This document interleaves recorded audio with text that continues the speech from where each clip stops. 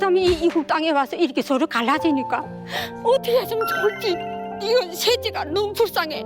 이거 찾아야 되겠는데 대 안 주니까 야 그다음에 가슴 두드리고 내 어떻게 하면 살아야 되니 막 찾으려 죽기 싶은 생각도 나고 연락이 더 오니까 엄마나 뭐란지 울으면 안 하고 어깨 똥 맥히고 엄마야 뭐라고 어머니 내 이제 갈게 그러더라고요. 그래서 오다가 이게 마달로 집으로. 우선 어떻게 탈북을 하게 되신 거예요? 저는 양강도 허프 농장에서 일했습니다. 아, 네, 야, 허프라는 게 맥주 원료입니다. 네, 치코 유학생들이 와서 우리 허프 농장에 와서 허프 공장을 2개를 지어놓고 갔댔어요. 네, 그랬는데 허프 꽃을 따는데 북한에는 9월 8일에 양강도면 애늘 없이 된 소리를 칩니다. 그렇지. 그 9월 8일 전에까지 허프 꽃을 따야 하겠기에 전 양강도 학생들을 무조건 가전 4명이고 밥 먹는 사람은 몽땅 허프꽃을 따라. 그 학생들이 허프꽃을 따니까 키로를 더 늘크겠다고 돌도 집어넣고 무슨 막 별거 다 집어넣어요 쓰레기들을 키로를 늘크느라고. 그런다. 예, 그래. 우리가 기술이 없으니까 이 민청원들이 이제 이 11월 달에 몽땅 허프 공장에 올라가서 손으로 다 선별해요. 돌이고 뭐이고 다 선별해 내놓고 그다음 그 꽃을 선별한 걸 가지고 건조장에다 말려와서 동그랗게 포장해가지고 상표, 조선 허프 다 붙여가지고 50kg 포장해가지고 그다음에 소련, 유고, 불가리아, 뭐 체스고, 독일, 로마니아 쭉 올리 팔아댔는데 그걸 팔게다만 하면 사탕가루도 오고 사탕도 오고 기름도 오고 빨래비누도 오고 그래 허프 농장이 제일 잘 살았어요 그때. 그런데 소련이 사회주의가 붕괴되면서 동그라파가 망하면서 이제 조선이 결국 망했죠. 그렇게 하면서 그리고 또 허프 농장에서 일하다가 야 배급도 안 주지 김일성이 죽고 김정일이 그런데다가 합해개헌을 또 그제 연달아 했단 말이에요. 그러면 북한이 더 쫄바닥 망했어요. 그다음에 원망했지요. 야 저기 사람이야. 어쩜 합해개헌 이렇게 또 하고 이렇게 우리들은 못 살게 만드니 배급도 안 주지.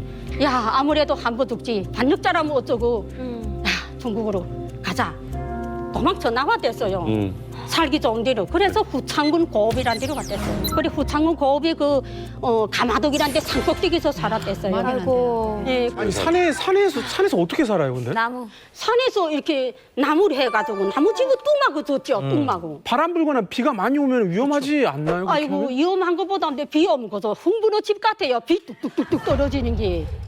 그래 그거다가 방망이 또 패고 틀어 맞고 이러고 살았지요. 그러면 그것도 편안하게 살한 줄 알아요. 안전원들이 올라와서 마구 불이 질거서. 왜요? 자기 구두지를 가라고 불을 다 질고 났어요. 세상에 말도 안 돼. 나쁜 진짜. 놈들 왜? 그러니까 사실 고난행군이 되면서 많은 그 도시에 살던 사람들이 먹을 것을 찾아가지고 산으로 들어가게 돼요. 그러다 보면은 산에 들어가면 어떤 문제가 생기냐면 첫 번째 북한 국가가 주민들 그 통제가 안 돼요. 그리고 나가지고 산에서 잘못했을 때 산불이 난다든지 그러면은 국가적인 손실이거든요. 그렇기 때문에 산에서 움막을 치고 사는 사람들에게 안전원들이 와가지고 살면 안 된다. 근데 이분들 같은 경우는 목숨을 걸고 사는 거거든요. 당연히 안 내려가죠. 그러다 보니까 아예 집에다 불 놓고 그러니까 참 이게 얼마나 이게 처참한 현실인지가 알 수가 있습니다. 최명순 씨는 너무 힘든데 거기다 불까지 지르고 이거 어떻게 살아요? 그래도 얘 배짱이 생깁니다. 배짱. 그렇지. 배짱이 생깁니다. 너들 암만 그래라. 내 산다. 기어이 산다. 그렇게 하고서리 앉아 이렇게 쉬는데 웬 여자가 젊은 여자가 엄마는 왜 이 좋은 딸들 데리고 이렇게 고생을 합니까? 저 중국이 눈앞에 있는데 딸들을 중국이 보내서라도 돈이라도 넘겨보내서 방조받기 살지 왜 이렇게 삽니까? 예. 내가 그때 머리가 텄습니다. 그렇게 하고서리 야 어떡하게 너네 내가 같이 있는 너 둘이라도 먼저 살아야지. 그래서 셋째 딸을 먼저 중국으로 넘겨보내고 돈을 벌어서 우리 한 1년 눈에 치권 갖고 서울 가서 돈을 벌어가지고 오자. 예. 그래서 셋째 딸을 먼저 들여보내고 그다음에 내가 두 번째를 5월 달에 이 맏딸을 데리고 중국으로 넘어가죠. 넘어오니까 셋째가 어디 간지 없어요. 그래 부럽고 셋째가 어디 갔는가 하니까 셋째를 좋은 데 보내줬다. 뭐야? 좋은 데 보내줬다니 어디를 보내줬는가 하니까 좋은 남자 니다 보내줬다는 게요. 그다음에 나는 어떡하면 좋니? 그래 어떡하자는 게 우리를 어떡하자 그러는가 하니까 그놈아 여기 들어왔다가 그냥 가겠습니까? 그래도 남자를 얻어서 사는 게 좋지. 어이없다. 북한에 나가면 배고픈데. 셋째가 먼저 팔려갔어요. 그다음에 내가 둘이 들어왔는데 이 브로커가 이 맞다를 데리고 저기 내가 같이 어디 좀 같이 나가자고. 그래 나는 데리고 어디 상점이나 구경시키는가 했더니 데리고 남자 몰라 지금 데리고 댕긴 길이 됐다는 기란 말이에요. 줄새 나를 훌 빼서리 나를 어디 가자고 궁금한 하나도 모르니까요. 그러니까 어디를 가자 하니까 나는 또 좋은 데를 가는가 하고서 따라 나섰는데 저 밤에 그서 끝이 없이 차를 몰고 가더니만 싼동에 어디다가 더 부려놨단 말이야. 여기 어딘가 하니까 뭐 싼동이나 하는데 내 중국말 알아들어야 그래 딸 들어가서 그렇게 해서 하다 나에 놔두고서 다 팔리고 산지사박 못 얻었어요.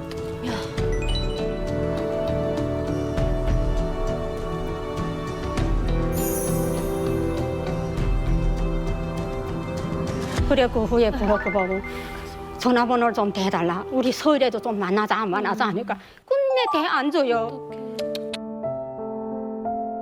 야, 그다음에 이국 땅에 와서 이렇게 서로 갈라지니까 어떻게 하면 좋을지 이거 셋째가 너무 불쌍해.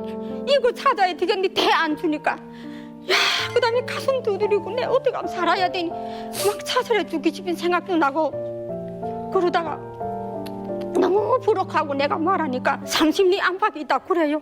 30리 안팎. 30리 안팎이 어느 쪽으로 30리 안팎인지 내가 알고 찾겠어요.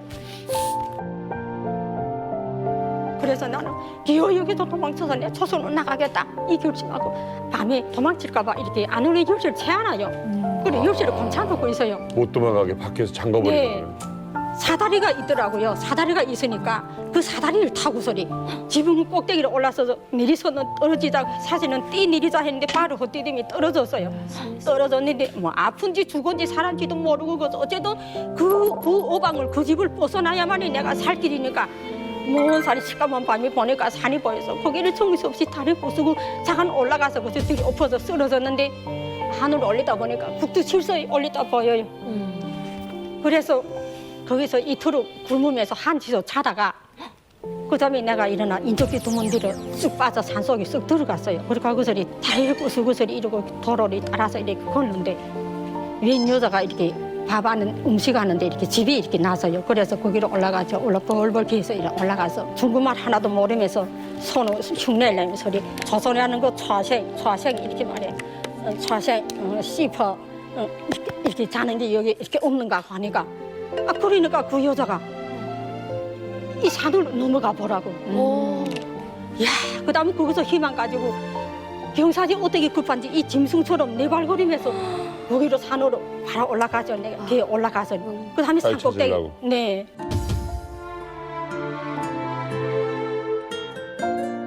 그래 턱 내리다 보니까 아니 갈서나 이 말들이 이렇게 골짝몰짝마다 있어요. 그래 내려가서 또 이제처럼 서서히 씹어 이렇게 하는 게 여기 이렇게 사는 게 없는가 이렇게 하니까 말 알아들어요. 그런데 내가 척 들어가니까 나를 이렇게 지간이다 데리다 놓고 들어오라고 하고서 앉혀놓고 자꾸 먹기 싫은 물을 자꾸 권하면서 그럼 한짝에서는 전화질을 계속하고 또 한짝에서는 남자들이 이렇게 사람 몰라 척 들어오고 그런데 너무 속이 타고 너무 답답해서 막 진정 못해서 또 나갔다 들어갔다 하는데 나가는 길이 예. 맞다리가 집 앞에서 맞바다 지금 척 나오는 길에 내가 턱 맞다 들었다. 어머나, 무슨 세상에.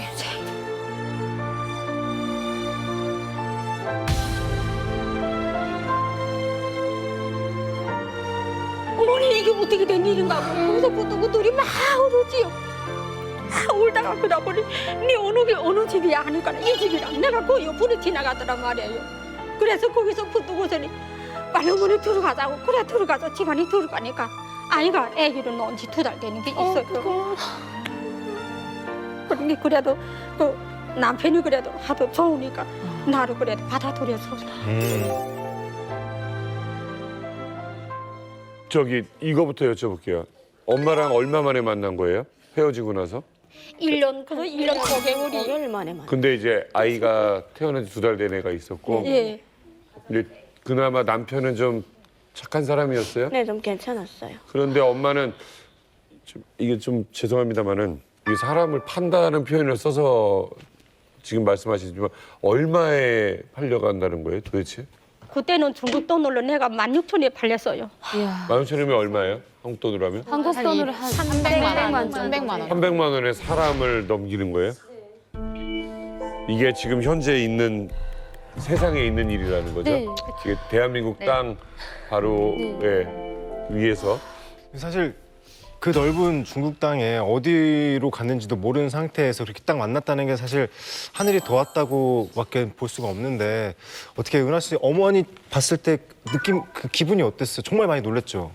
그때 그 기분은 막 어떻게 말했으면 좋을지 너무 기쁘기도 하고 너무 또 슬프기도 하고 그랬어요. 그 다친 다리를 가지고 저를 기적같이 찾아왔으니까 막 너무 막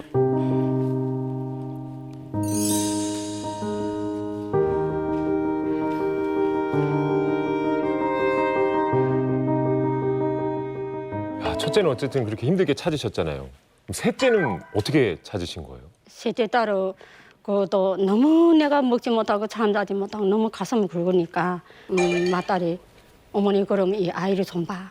봐달라 하고 제가 찾으러 나섰거든요. 왜 엄마가 하도 찾으려고 하니까 네, 엄마가 뭐 다리도 변변치 못하지 하니까 제가 그럼 애를 집에서 좀 봐주고 그리고 내가 찾으러 다니겠다고. 그리고 블로크가 하는 말이 그 주변에만 저를 한번 데리고 간 적이 있었어요. 그 주변에 가서 요 근방에서 사는데 지금 어느 집인지 모르겠다는 거예요. 그리고 다시 온 적이 있었어요. 그 전에.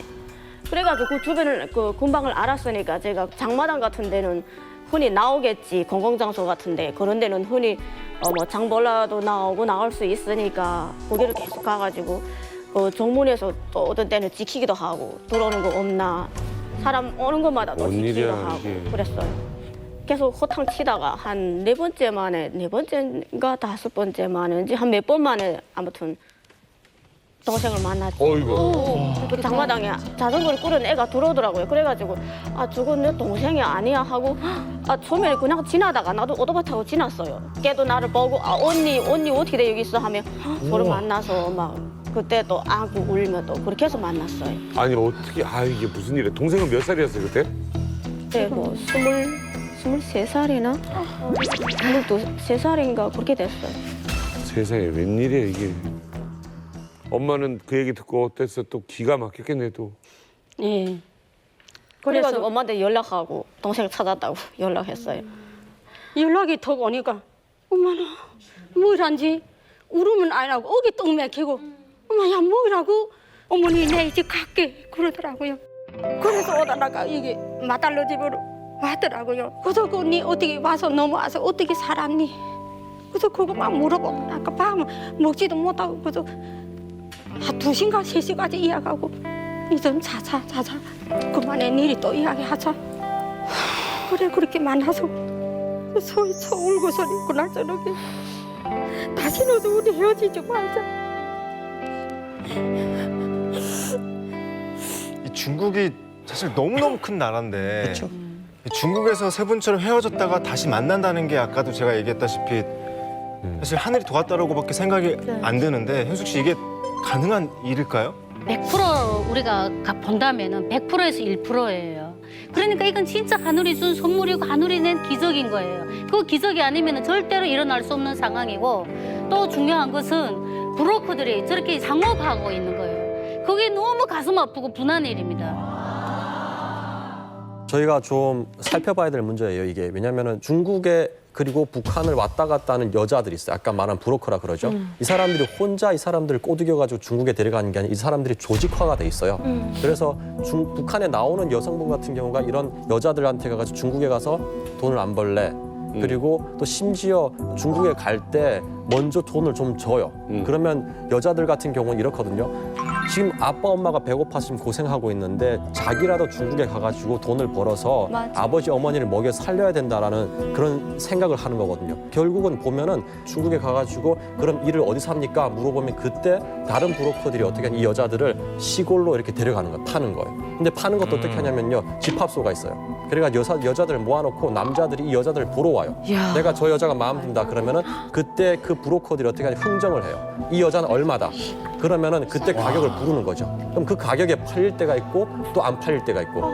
그러다 보니까 또 어떤 문제가 있냐면요. 남자들 같은 경우는 이분 같은 경우는 참 좋은 케이스예요. 왜냐하면 남편분 정말 잘 만났어요. 어떤 남자들이 있냐면 여자를 사갖고 나가지고 이 여자랑 이렇게 뭐 살다가 더 젊은 여자를 이제 갖고 싶은 거예요. 그럼 어떻게 하냐면은 자기 여자를 다른 남자한테 파는 거예요. 왜냐하면 이 여자는 사람이 아니라 그냥 자기가 돈을 주고 산 하나의 물건이에요. 그러면 팔고 나가지고 그 돈에 돈을 얹어서 다른 여자를 또 사는 거예요. 그런 일들이 중국에 지금 일어나고 있어요. 그래가지고 어떤 문제가 있냐면은 북한 여성하고 중국 남성 사이에 태어난 아이들, 일명 저희가 흑아라고 그러는데 이 아이들 같은 경우는 국적이 없어요. 등록할 수가 없어요. 그런 문제들도 우리가 좀 뭐랄까 이렇게 뭐 정부 차원이 힘들다 그러면은 뭐 NGO라든지 이런 데서 좀 이렇게 좀 해결하기 위해서 노력을 해야 됩니다. 이런 문제.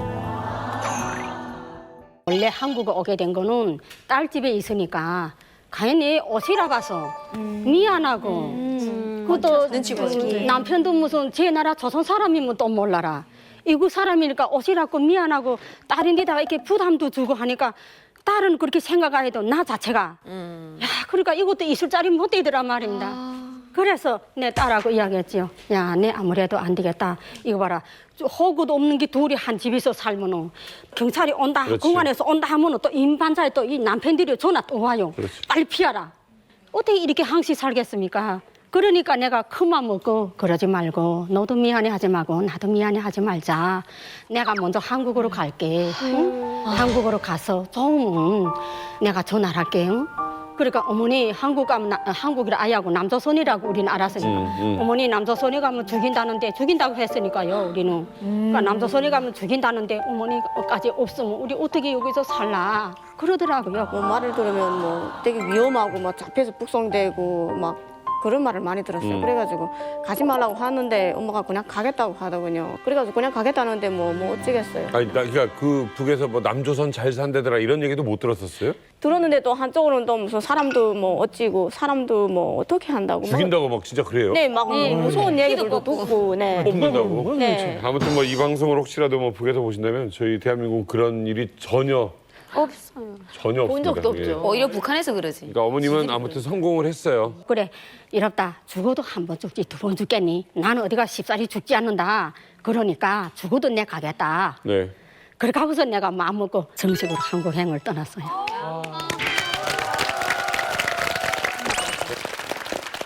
몇 년도에? 2016년도에 진짜 얼마 안 된 얘기네요. 예, 16년도 9월 7일에 정착도 한국. 그래서 전화를 하셨겠네요. 딸한테. 예, 그래서 내가 그다음 한국에 오니까 나는 내가 보는 데는 세상에 이런 나라 이 어디니 이게 남조선이 옳게 논리 거지들. 도무지 믿어도 안 지고니야. 야 우리 두 건데는 이 남조선이 못 살고 비니부 부익부 무슨 실업자 일자리 뭐 거지 했는데 판자촌 이랬는데 야 이때까지 네, 석야 보셔, 살아왔구나. 석야 살아왔구나. 야 치 떨리는구나 저 개들은 어떻게 죽이겠냐. 내가 그랬어요. 막. 음식은 입에 맞던가요? 괜찮았어요? 야 음식은 들커머리 해서 입에 아이 맞아. 물커머리. 예, 달아요? 알아서 다 달다 그래. 그래서 아무튼 이제 또 딸들 데려와야 될 거 아니에요? 또 막상 오고 나니까. 예, 있는 아이들에도 데려와야 되겠다 하고 결심하고 저리 전화를 했어요. 야, 아무개야, 나는 오니까 한국이 좋구나. 세상에 이런 지구상에 이런 나라도 없다. 지구상에. 우리는 이때까지 석희야 살아왔다. 치 뚫린다. 김일성, 김정일이, 정은이 어떻게 원수를 하겠냐. 그러니까 아구 먹고 한국에 와 사는 게 우리는 이익이다. 그렇지. 그러니까 신념에 가르친 대로 해라. 나는 좋다. 그러니까 우리 맏딸이 어머니 그럼 집을 좀 동영상을 해 보내달라 그래서 집을 확인하려고. 그래. 보지 않으면 안 믿지. 어제는 눈으로 봐야 엄마 되니까. 말도 못 믿어. 혹시 고문당했네. 강제로 전화하는 혹시나 줄 알고. 국정원에서 잡아오고 그래서. 유도해가지고 그래서 어떻게 했어요? 데리고 올라가려고 그럴 수도 있으니까. 그러니까 아마 이 아들은 내 거짓말을 하는가 했겠지요. 내 왜 거짓말을 한다는 게 진짜 좋은 게야 좋은 게지. 그치. 그래서 그 핸드폰이랑 전화랑 거 처음 재봤어요. 그러니까 이제 눈이 히트폰지 지겠더라고. 이런 거 처음 재봤으니까. 그래 동영상 눌러가지고 내 집을 쫙 화장실까지 다 비치어요. 그러니까 좋구나. 아이고. 아니 그렇게 몰랐어요. 한국 드라마도 안 봤었어요. 옛날에. 자연에서 사셨다. 대박 이런 사람 처음 봤어. 와 대박 이런 사람 처음 봤어. 와 웬일이야. 이런 사람 처음 봤. 그러니까 대박 이런 사람 처음 봤어요. 그게 더 웃겨. 북한 사람이 한국 드라마를 못 봤다는 거 못 믿겠다. 재밌겠다 내려오시면. 2002년 8월 평양의 대외보험 총국. 대외보험 총국은 외화벌이 기관으로서 김정일의 금고 역할을 맡고 있는데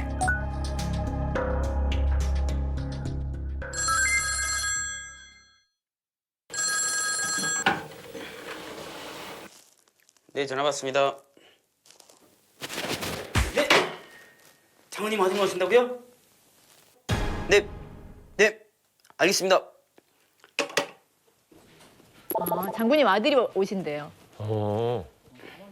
난 장모님이 오신다는 그거고.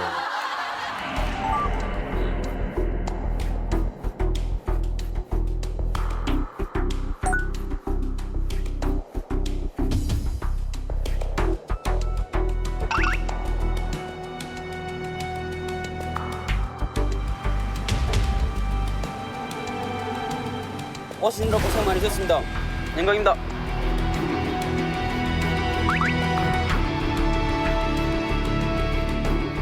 누군지 궁금해. 누구야? 진짜 궁금하다.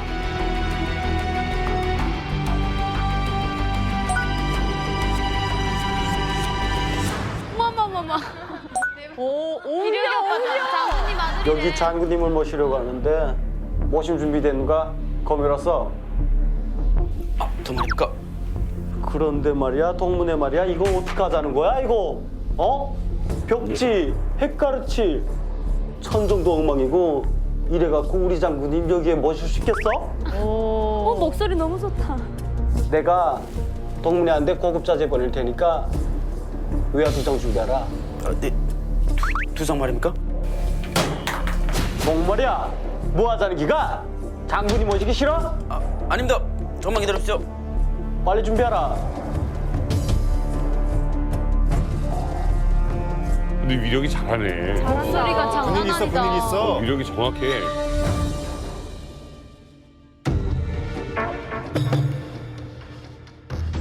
위력이 연기하겠는데? 아, 제대로네.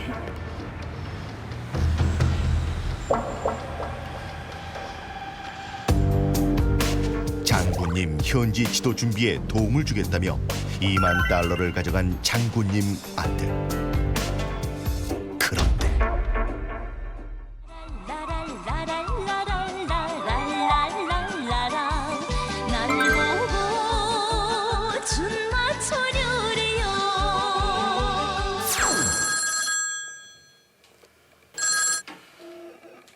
네, 전화 받습니다.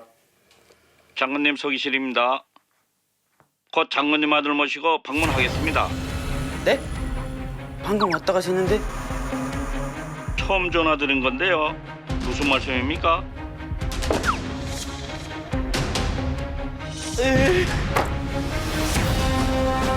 이게 과연 어떻게 된 일일까? 오, 재밌어. 끝이에요? 더 보고 싶었는데 이게 끝이야? 그러니까. 그러니까 간도 큰 누군가가 무려 장군님, 즉 김정일의 아들을 사칭해 북한 당국의 돈을 훔친 건데. 우와, 간 크다. 그런데 말이야. 오, 비싸다. 김일성, 김정일, 김정은, 이 김부자의 이름조차 함부로 부를 수 없는 북한에서 어떻게 대체 이런 일이 가능했던 걸까요?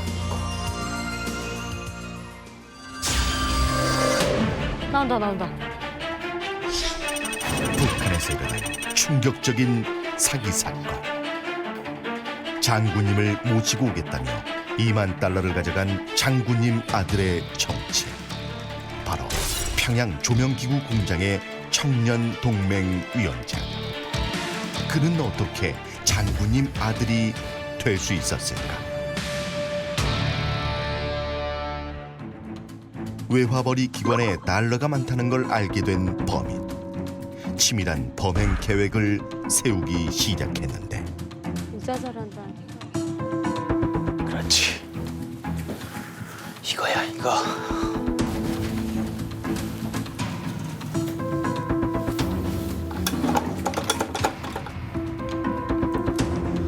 네, 여기 장군님 서기실입니다. 대외보험 총국장에게 거짓 정보를 흘린 범인. 그리고는 김정일 아들의 얼굴이 베일에 쌓인 점을 이용해 장군님 아들 행세에 나선 것이다.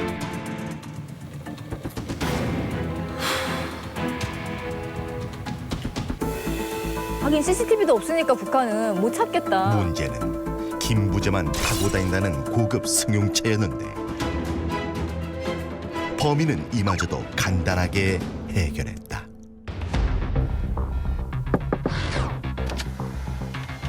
무슨 일이십니까? 운전경 나 중앙청에도 맹피선데 10달러 줄게. 저 앞까지만 데려다 주면 안 되나?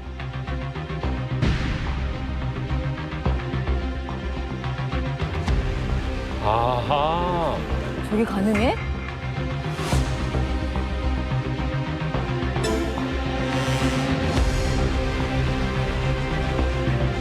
그렇게 철저한 준비를 통해 범인은 감쪽같이 장군님 아들 행세에 성공한 것이었다.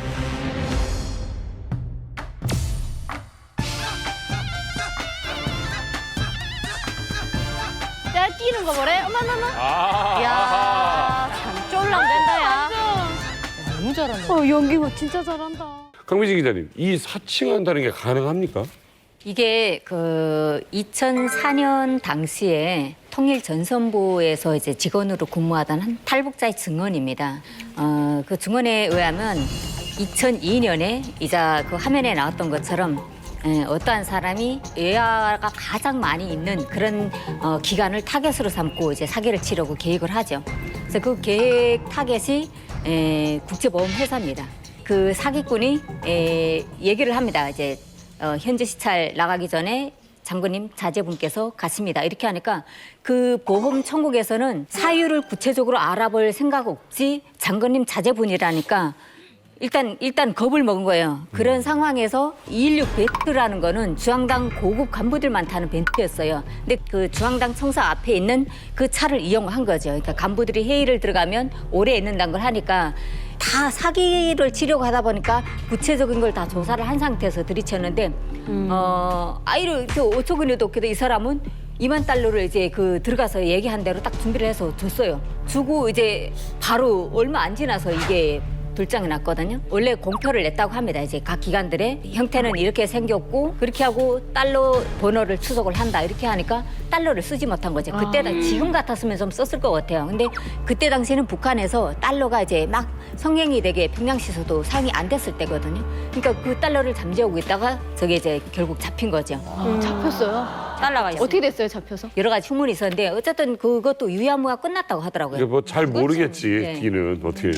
아니 근데 저도 약간 그 장군님 아이들 얼굴 잘 모르니까 저도 왠지 믿었을 것 같아요 누구나. 근데 보니까 범인이 이제 그 타겟한 곳이 대외 대외보험 청국이요. 거기 어떤 곳이에요? 일단 뭐 보험회사기 때문에 보험과 관련한 그런 업무를 봅니다. 그러니까 뭐 북한에다가 어떠한 뭐 투자를 하겠다 내지는 어떤 그 개발 지역을 개발하겠다 이러면 그 상대 건설사가 북한 보험회사에 보험을 둡니다. 그럼 보험을 납부를 해야 되잖아요. 그렇게 해서도 돈을 벌고 반대로 북한이 다른 나라 외국배에 선박하고 이제 교류를 하게 되면 보험을 둡니다. 그렇죠. 그게 보험을 들어서 배가 만약 경우에 무슨 일본 어느 항에 나갔다. 그렇게 되면 그 화재가 날 수도 있고 여러 가지 사고가 있잖아요. 그렇게 해서 의도적인 보험도 받아내고 중앙당 39호, 38호실이 김정은 직계 가족의 비자금 관리실이거든요. 네. 거기에 돈이 다 들어간다고 하더라고요. 아무튼 뭐 보험 청구 대단한 데네, 그죠? 그렇죠. 외화가 가장 많은 것일 수도 있죠. 그리고 이 사기가 먹혔던 게 북한의 그 김정일의 어린 시절 뭐 혁명활동 그 교과서에 나와요. 항상 해외에 그 순방을 갈 때 오보이 수령님께서 가실 때는 수령님이 다니셔야 될 그 길을 먼저 장군님께서 돌아보시고 시찰을 하시고 맞아. 그다음에 안전하다고 판단될 때만이 수령님께서 가시게 했다. 이처럼 수령님에 대한 충성심이 높은 분이 바로 우리의 장군님이시다. 이랬으니까 그러니까 이제는 장군님이 자제분이 이렇게 먼저 오시는구나. 믿을 수밖에 없었던 거죠. 그 보험 청구에 제 친구가 거기 핸드폰 보험으로 일을 했었거든요. 근데 돈을 되게 많이 주고 취직을 했다고 하더라고요. 그리고 대외라는 글자가 붙었잖아요. 대외 보험 청구 가면은 외화벌이를 많이 해서 되게 돈 많은 것이라고 알고 있어요, 정말. 아니 근데 범인을 태워준 그 운전기사는 간부 소속이 아닌가요? 그렇게 막 이렇게 태워줘도 되나요, 그러면? 2000년 초반이잖아요. 2002년이면 그때 당시 북한 모든 그 경제 상황이 지금같이 활성화되지 않았을 때였어요. 그러니까 운전기사들도 중간 공급 체계에서만 딱 살았을 때고 그리고 높은 간부 216차를 타게 되는 그 운전기사는 그런 상황에서 자기네는 공급만 딱 가지고 있으니까 이거 $10 주겠다고 했잖아요. 그 $10에 쉽게 유혹이 될 수 있을 만한 그 처지라는 거죠. 일반 사람들은 속지 않았을 건데 높은 급의 간부의 그 기사였기 때문에 속은 거죠. 남인희 씨, 인기 많아요? 거기 운전하는 분들? 되게 인기가 많아요. 그냥 새끼 간부라고 그래요. 운전수 보고. 그럼 그렇게 하면은 그러니까 모든 간부들이 비리를 저지르면 그 운전수가 옆에서 다 보좌하고 눈 감아주고 막 그렇게 하다 보니까 잘만 하면 정말 신분 상승까지 할 수 있는 그런 것이 그런 직업이에요. 그리고 저희 아파트에도 저희 밑에 집에 아빠가 운전수하고 엄마는 집에서 쉬셨어요. 주부를 하셨는데 저희 집보다 훨씬 잘 살았어요. 그러니까 고위급 운전기사 인기가 많다는 거네. 엄청. 아 근데 계속 듣다 봐도 이게 이해가 안 되는 게 김 부자는 어떻게 보면 진짜 신적인 존재잖아요. 얘기를 들어보니까 주민들이 그 이름도 똑같이 못 짓게 하고 생일도 태어났는데도 다른 날로 바꿔야 될 정도로 신적인 존재인데 야 이걸 사칭을 했다. 정말 이거 큰일 아닙니까? 근데 한 번 어떤 일이 있었는가 평양에서 있었는데 그거는 김정일이 대역을 하는 사람이었어요. 현지지도 간다던가 기록 영화를 찍는다던가 때 그 사람이 다 했어요. 그래 평양 백화점에 뭐 내가 사칭을 하려고 간 것이 아니라 장군님 복을 입고 그대로 그 차림으로 딱 가서 뭘 이렇게 하겠다니까 그 평양 백화점 사람들이 깜짝 놀란 겁니다. 장군님께서 수행원들이 없이 왔다. 그래 차업당 비서가 저리 중앙당에다 직보를 한 겁니다. 왜 장군님인데다가 이렇게 수행성원 없이 보내는가 하니까 야 이게 뭐야 옷에 난리가 난 거예요. 네 그래서 그때 우리 북한 사람들이 알았어요. 아 김일성이나 김정일이 진짜 대역이 있구나. 어디를 시차를 갈 때도 김정일이 가는 것이 아니라 그 어떤 대역이 가는구나 하는 걸 주민들이 알게 됐어요. 아니 저는 저거 들었습니다. 장군님 대역이 있는데 그게 어떻게 알려졌냐면 어디 그 무슨 비료 공장을 시찰하는과 동시에 군부대를 시찰했습니다. 장군님이. 장군님 우리 부대에 오셨었는데 어떻게 거기가 있었나 하니까 사람들이 이게 히틀러가 대역이 있었다는 것처럼 우리 장군님도 대역이 있구나 했던데 요걸 잠재우려고 정부에서 뭐라 그러냐면 아니다. 장군님은 천지전능하신 분이라서 동해번쩍 서해번쩍 바다 위도 걸으시고 하늘 위도 걸으시니까 가능하다 이렇게 우리한테 노래가 있잖아요.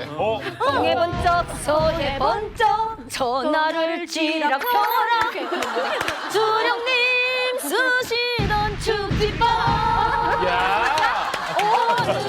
장군님 쓰신다.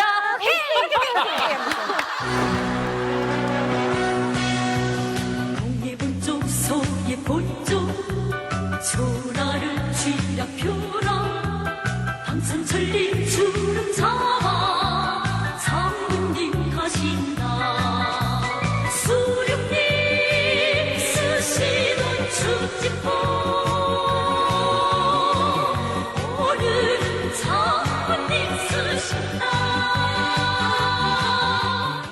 성주도 쓴다는 것 같은데 미국 왔다 갔다 할 때. 그러니까 사실 이런 이야기가 나오는 것은 그만큼 북한 체제의 취약성을 보여주는 겁니다. 그래, 왜냐하면은 그 수령을 함부로 언급하고 수령을 이용해서 돈벌이를 한다는 것은 그만큼 북한 사회가 수령보다 돈이 먼저다라는 그런 사회적 그런 뭐 통념이 지금 깔려 있는 상황이고요. 그치. 머리가 비상한 사기꾼이죠. 그런 사람들은 이거를 절묘하게 이용해서 돈을 버는 거죠. 최근 북한 주민들 사이에 뜨거운 인기를 끌고 있는 것이 있다고 하는데 그 정체는 바로 김일성의 아버지인 김형직의 유언지. 지난 1926년 김형직이 세상을 떠나며 김일성에게 유언을 남겼는데 그 유언은 바로 북한의 미래를 예측한 내용이었던 것. 과연 김형직 유언집에는 어떤 내용이 담겨 있을까? 첫 번째 유언. 성주야, 나 때 조국 해방이 안 된 건 조상의 묘자리를 잘못 썼기 때문이다. 네가 수령 자리에 오르면 가장 먼저 조상 묘부터 바로 잡도록 하라. 실제 김일성은 1993년 단군릉을 새로 짓고 그것도 모자라 동명왕릉, 왕건릉까지 확장. 김일성은 정말 아버지의 유언을 따른 것일까? 그뿐만이 아니었다. 김영직의 두 번째 유언. 성주야, 너는 하늘에서 내린 산삼을 먹었기에 80살까지는 문제가 없을 것이야. 하지만 80살 이후 산에 갈 때는 꼭 구렁이를 조심해야 한다. 김일성의 죽음을 예언한 김형직. 실제 김일성은 김형직의 말대로 83세 나이로 묘향산 초대소에서 사망을 했는데, 더욱 놀라운 것은 김일성이 사망했던 당시 묘향산에는 거대한 구렁이가 나타나 길을 막았다는 소문이 전해졌다고 하니 김형직의 유언 참 신통하지 않은가. 그런 김형직의 유언 중 가장 놀라운 내용이 하나 있었으니 그것은 바로 김형직이 통일에 대해 언급한 것. 성주야, 너와 네 아들 때는 통일이 어려울 거지만 네 손자 때 북남이 통일될 것이다. 즉 김일성, 김정일이 아닌 김정은 정권 때 남북이 통일된다는 것인데, 과연 김형직의 유언은 현실로 이뤄질 수 있을까? 반갑다 이거는. 제발 좀 해주시면 좋겠다. 이거는 근데 어떤 통일을 얘기한 걸까? 아니 그냥 말해본 거. 재미로 보셔야지 이걸. 저는 지금 소름 끼쳐요. 너무 재밌기도 한데 너무 이렇게 상을 딱딱 맞아 떨어지니까 되게 신기하긴 한데, 이 유언한 사람이 이제 김일성 아버지인가요? 네, 김형직. 그 김형직은 우리가 이제 혁명활동, 그러니까 항일혁명의 1세대. 그러니까 우리가 그 김일성에 대해서 배우기 전에 네. 김형직부터 김형직 동생 김영건까지 다 나옵니다. 김형직을 위한 노래도 있습니다. 남산의 저 푸른 소나무. 남산의 노래도 있어요. 소나무. 그러니까 그 정도로 김형직은 제일 처음으로 우리한테 세뇌시키는 1단계입니다. 그리고 김형직이 우리 김일성이 우리나라를 해방을 시켜준 거는 그 뒤에는 바로 위대하신 아버지가 계셨기 때문이다. 그래서 맞아요, 김형직은 맞아요. 조선의 려명이다. 네, 이게 어루미를 키워서. 종교를 되게 많이 흉내내거든요. 노래에 찬송을 많이 한다든가 기원전 뭐 이걸 넣는다든가 하는 것처럼. 김형직 사범대학교 있잖아요. 네. 있어요. 아 그러네. 네. 제가 김영직 군에서 왔지 않습니까? 제 사는데 바로 그 김영직이 맞아. 아버지를 그거 해서 김영직 인민병원이라는 거 있습니다. 김영직 군이. 네, 김영직 김형직이 군에 양강도에. 김영직 인민병원이 있는데 거기 바로 들어가는 첫 어구로도 김영직 혁명업소 연구실 쫙 이렇게 다 진열해 놔. 병원인데요. 네. 아니야, 박물관? 제가 사는데 그 우상화 박물관이지. 대단들하다. 참 신기하게 공산주의를 이야기하지만 북한은 유교 베이스의 나라예요. 그러다 보니까 이 아들이 잘 된 것을 누구한테 보냐면 아버지를 봐요. 그러니까 아버지 업적을 만든 거죠. 예를 들어서 이런 것도 있어요. 김영직이가 김일성한테 총 2자를 줬어요. 그걸로 이제 김일성이 그 2자를 받고 북한을 일으켜셔가지고 일제를 내몰고 그리고 지금 북한을 세운 거예요. 그러니까 일종의 뭐냐면은 그 작은 걸 가지고 이렇게 큰 걸 만들었다. 그 공이 누구냐면 김일성한테 다 가는 거예요. 그러니까 김일성을 만들기 위한 하나의 아버지 또한 소모품인 거예요. 아버지가 이렇게 유명했기 때문에 김일성에게 더 유명한 수령이 생겼다. 뭐 우리는 그런 사람들 따라야 된다라는. 다 갖다 베낀 거예요. 그러니까 시작은 미미한데 끝은 창대하다의 그 구성이죠. 아니 진짜 보니까 뭐 유언집도 이렇게 남기고 대충 이렇게 좀 맞아 떨어지는 것 같기도 해요. 김일성이 죽는 뭐 나이까지 맞춘 거 보니까 실제로 뭐 젊은 분들도 많이 하시는 것 같은데 작년까지도 북한에 계셨던 강순전 어머니도 저런 유언 얘기 좀 많이 들으셨어요, 북한에서? 예, 들어봤습니다. 최근에 이 김영직이 이렇게 했다는 게 최근에 많이 유행됐습니다. 그 전날에는 우리가 듣지 못했습니다. 그렇지. 네, 김일성이 사망하고 이 이야기가 돌기 시작했는데 장사꾼들이 그걸 베껴가지고 다니면서 저도 봤어요. 장사꾼들이 손에 그거 들려 있는 거. 이제 같은 내용 외에도 다른 것들도 많이 적혀 있더만요. 그래 그걸 이용해서 장사도 하고요. 근데 이것은 김일성이 사망한 다음에 김일성의 서재에서 얻었다고 지금 이야기하고 있는데 장사꾼들은 이걸 가지고 다니면 점도 봐주고 그러니까 자기네 그 장사 리속도 차리면서 이렇게 하고 있어요. 사실 우리나라에서는 김형직이라는 사람에 대해서는 거의 모르거든요. 그렇죠. 아예 몰라. 이름도 아마 잘 모르죠. 들어본 사람도 있을 거예요. 근데 북한 장사꾼들이 이제 김일성의 아버지 김형직 유언집으로 점을 봐주고 손님을 이렇게 끈다고 하는데, 그러면 좀 장사가 더 잘 되는 건가요? 유언집을 좀 봐주고 그걸 떠나서 무엇이는가? 우리 부모님 때에는 수령과 당이에요. 그다음에 조국입니다. 이 세 가지 부류를 크게 나눴는데 우리가 살아보니까 부모대가 우리가 다르지 않습니까? 아무리 조국 있고 수령 있고 당이 있다 해도 나 주는 게 하나도 없습니다. 수령의 목소리는 이제는 하나도 듣지 않아요. 그다음에 내가 있어야 조국 있고 내가 있어야 당이 있습니다. 나 우선주의니까 그래서 이렇게 점을 많이 보는데 왜 또 특히 점을 보는가? 북한에서 장사 모든 생활이 나 자신이 걸어가는 것조차도 불법일 때가 너무나도 많습니다. 맞아. 그렇기 때문에 우리가 그 불법을 뭔가 내 마음의 기둥, 정신적 기둥이 되기 위해서 그걸 가지고 항상 사는 겁니다. 장사하는 사람들이 점을 많이 보는 이유가 이제 자그마한 건 안 보는데 이제 크게 이제 움직일 때 차들이 이렇게 움직일 때 점집을 안 가면 안 돼요. 무조건 이제 생사가 달린 거니까 그렇지. 점집에 가서 이번에 가도 되겠습니까? 날짜는 언제 좋겠습니까? 차를 내가 쓸 건데 이렇게 운전수가 있는데 누구를 선택하면 좋냐? 그 사람 생일날이 돼가지고 이 사람 데리고 가라 하면 오케이 하고 이렇게 하는 경우가 많아요. 저희도 이제 북한에서 탈북할 때 점을 봤었거든요. 근데 저희 엄마한테 그 점 보시는 분이 그러더래요. 길이 안전하긴 한데 더 안전하게 가기 위해서는 빨간 천에 소금을 싸가지고 매 식구마다 그거를 주머니에 하나씩 넣으라고 했거든요.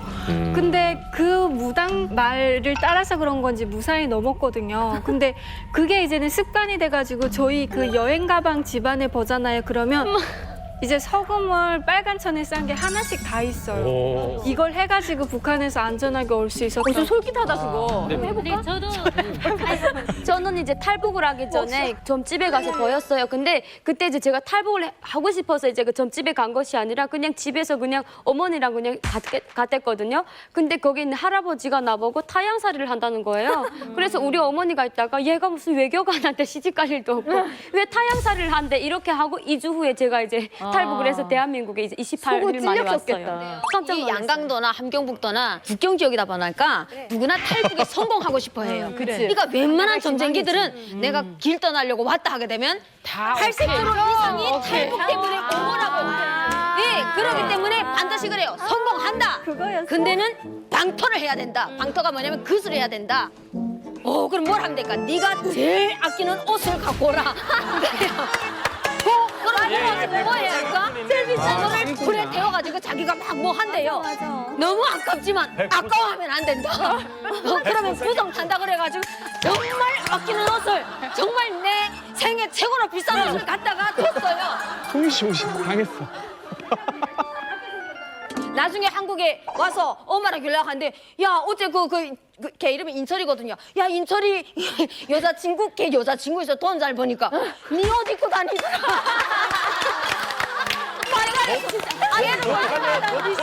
아니 저도 이제 그 북한의 점집에 가면 꼭 이제 옷을 갖고 오라고 해요. 이제 현전이 이야기한 것처럼 저는 이제 갔는데 일자 바지라는 걸 갖고 오래요. 그래서 그 방울 바지라고 있는데 그걸 이제 새 걸 사다 줬더니 그 집에 셋째 딸이 이제 이렇게 입고서 다니더라고요. 아니 저는 진짜 저 점쟁이한테 당한 케이스입니다. 저는 그냥 들어서는데 탈북하러 왔냐고 압니다. 그러니까 20대 여자들이 들어오면 아 남조선 행위구나 딱 압니다. 눈치로. 근데 딱 안더니 뭐라냐면 어처구니가 없는 얘기를 하는 겁니다. 나보고. 근데 딱 안더니 뭐라냐면 어처구니가 없는 얘기를 하는 겁니다. 나보고. 강 건널 때 옷을 가볍게 입어라. 그건 누가 봐도 맞죠? 가볍게 입으면 물에 가라앉을 텐데. 그래서 내가 이렇게 인상을 쓰고 이렇게 미타하게 앉아가지고 같이 간 언니 여기 제대로 온 거 맞아요? 그랬더니 유능하다는 겁니다. 이 엄마가. 그러니까 탈북하는 사람들은 다 이쪽으로 오는 겁니다. 근데 옷을 가볍게 입고 떠나라 하니까 뛸 때 가벼웠으니까 성공했다는 겁니다. 그러니까 그게 성공담으로 이렇게 전해지면서 오는 겁니다. 제가 이 점 때문에 피해를 본 사람인데 원래는 겨울에 넘으면 안전하거든요. 근데 안전하다 보니까 이때는 보이사령부에서 내려와서 진을 쳐가지고 성수기다 보니까 가격도 비싸고 또 잠오면 위험해요. 네, 그래서 이렇게 성수기가 있구나. 이제 제일 안전하게 그럼 언제냐? 등잔 밑이 어둡다고 강이 딱 녹아쓴 다음에 그때 차가우니까 사람들이 들어가기 때 그때는 좀 많이 없대요. 4월달이 가능가 괜찮겠다 해서 엄마 강만 녹게 되면 넘어오면 된다고. 근데 야 내 점쟁이네 집에 갔는데 4월달에 넘으면 안 돼. 그럼 우리 왜 지금 당장 준비해놨는데 11월 전에는 넘지 말래. 엄마 지금 다 말카놨어. 브로커들 말카놨어. 점쟁이 이거는 유명한 사람이라서 이 사람 말을 거역하면 안 된다고. 11월 달까지 기다리다 보니까 200만 원이면 되는데 400만 원 들여가지고 왔어요 엄마가. 제가 이렇게 얘기를 쭉 들어보니까 북한에서 최고의 직업은 뭐 대박이다. 고위 간부도 아니고 운전사도 아니고 경쟁이가 최고의 직업이 아닌가 그런 생각이 들어요. 근데 저는 안 믿는 게 이제 북한에 있을 때 제가 입양됐었거든요. 근데 그때 이제 새엄마가 이제 정말 유명한 무당집에 가가지고 점을 봤대요. 그러면서 와가지고 그 새아빠한테 하는 얘기가 우리 집이 이렇게 못 살고 우리가 지금 염소도 도둑 맞고 이런 이유가 지금 제가 잘못 들어와가지고 그런 거다. 그래, 그런 얘기 제가 많이 해. 제 아빠가 없어지고 지금 엄마가 어디 죽었는지 아빠가 어디서 죽었는지 제가 다 잡아먹어서 그런 거다라고 제 썸네다 라고 했거든요. 그래서 그걸 들었을 때 아 내가 그런 애구나 아 나 그렇구나라고 그것 때문에 엄청 슬펐단 말이에요. 그럼 지금 봐요. 근데 믿으면 안 돼요. 아예 믿으면 안 된다니까. 이렇게 미신 이렇게 믿다 보면 이제 괴담이라든지 좀 무서운 이야기도 좀 많을 것 같아요. 그래. 어때요, 우리 저기 강남 세대, 북한 강남 세대 복실 씨 아는 얘기 없으세요 혹시 괴담 뭐 이런 거? 있는데 이제 저희가 살던 동네에 이제 삼소 조림이라는 지구가 있어요. 그게 이제 가는 길이 이렇게 령이다 보니까 사람들이 자전거 타고 가려고 찔러서 가거든요. 근데 이제 그 길이 으슥해요. 근데 처녀가 이제 남자한테 실현당하고 거기서 목 매달고 죽었대요. 지나갈 적마다 차 사고 나고 이 자전거 펑크 나고 하니까 사람들이 귀신 붙은 길이라고 이제 그 길을 무서워하는 거예요. 근데 식기는 가야 되겠고 하니까 이제 점쟁이들한테 이제 보였는데 이제 빨간 천이나 빨간 리본 같은 걸 이제 몸에 지니고 다니라 하니까 그러니까 저희 같은 경우는 이제 장사는 해야 되겠고 다니기는 해야 되겠고 하니까 이제 빨간 속옷을 많이 입고 다녔죠. 맞아. 네. 씨가 붙는다. 지나갈 때 진짜 무서워요. 그죠? 맞아요. 아니 나도 있다. 아니 나도 있다. 나도 있다 이러는데 아니 내가 없는 줄 알았더니 중요한 계약이 있을 때 빨간 속옷을 입네요. 그리고 죽은 동물을 보면 내 나이만큼 뛰어요. 오른발로 잡고 오른발로 뛰어요. 제가 습관이. 근데 원래 막 그런 거 있어. 근데 이게 안 없어졌는데 얼마 전에 내가 느꼈잖아. 뭐를? 나이가 많아지니까 못 뛰겠어. 아, 슬프다. 48번을 뛰기가 너무 힘들어. 북한에도 그 화장실 가면 하얀 종이 줄까 파란 종이 줄까? 아 있어? 네. 나는 시골에서 옛날에 시골에는 변기가 떨어져 있잖아요. 가끔 쳐다본다니까 아 얘가 진짜 파란 종이 줄까 하얀 종이 줄까 그런 게 있구나 북한에도. 파란 종이 줄까? 흰 종이 줄까? 밑에서 어우.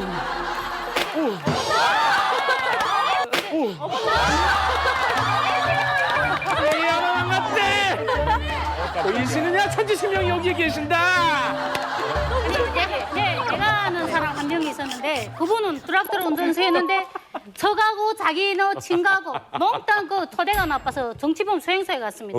그러니까 입당을 할 수 있는 여건이 하나도 안 됩니다. 그렇죠. 그래 가문에 한 명씩 입당을 해야 되는데 그래서 그때 당시 배강군에 만정보라는 게 있었어요. 만정보를 개간을 한다 해서 그래 각 기업소마다 거기가 일을 했는데 그 사람이 얼마 안 돼서 온 거예요. 그래서 아무개 아버지 가서 입당 안 하던 게 왜 빨리 하는 거니까 야 세상에 내가 살아서리 귀신을 보고 너무 무서워서 이젠 다시는 못 가겠다는 그래 한번 이야기해보라 했어요.